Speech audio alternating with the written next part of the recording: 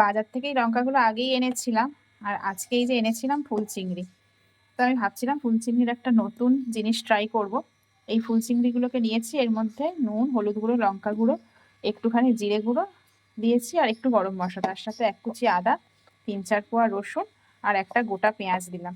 এইগুলো পেস্ট করব, পেস্ট করে এর মধ্যে পুর ভরবো। পেস্ট করা কমপ্লিট। এই যে এবার এটাকে না একটু কড়াতে নেড়ে নেবো।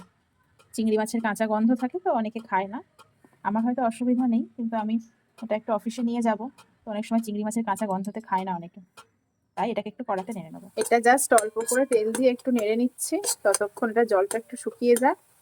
আর এদিকে এই যে এই লঙ্কাগুলোকে একদম মাঝখান বরাবর কাটবো, কেটে এখান থেকে আস্তে করে মাঝখান থেকে এই দানাগুলোকে বের করে নেবো। এগুলো রাখলে আবার পুর দিতে সমস্যা হবে, আস্তে আস্তে এই যে এরকম করে একদম ক্লিন করে নেবো। ততক্ষণে বেসনেরও একটা ব্যাটার বানিয়ে নেবো। লঙ্কার মধ্যে ওগুলো পুর দিয়ে বেসনের মধ্যে একটু নুন, হলুদ গুঁড়ো, লঙ্কা গুঁড়ো মিশিয়ে নিয়েছি, দিয়ে একটু ব্যাটারটা বানিয়ে নিই অল্প করে, একদম পাতলা করে বেসনের ব্যাটার করব। ব্যাটারটা জাস্ট এইরকম কনসিস্টেন্সিতে হবে, এরকম ঘন হবে, বেশি ঘন হবে না, বেশি পাতলাও করবো না। এবারে আস্তে আস্তে করে পুরগুলো এর মধ্যে ভরে নেব।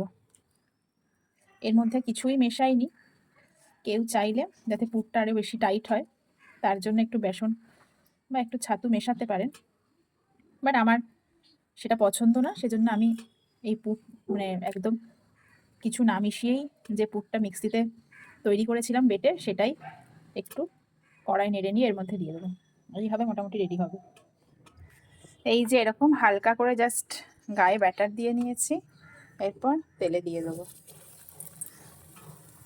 এই যে ফাঁক হয়ে যাচ্ছে, এটা একটা টুথপিক দিয়ে দিলে ওটা একদম সুন্দর হতো। আমার কাছে টুথপিক নেই, আপনারা থাকলে দিয়ে দেবেন।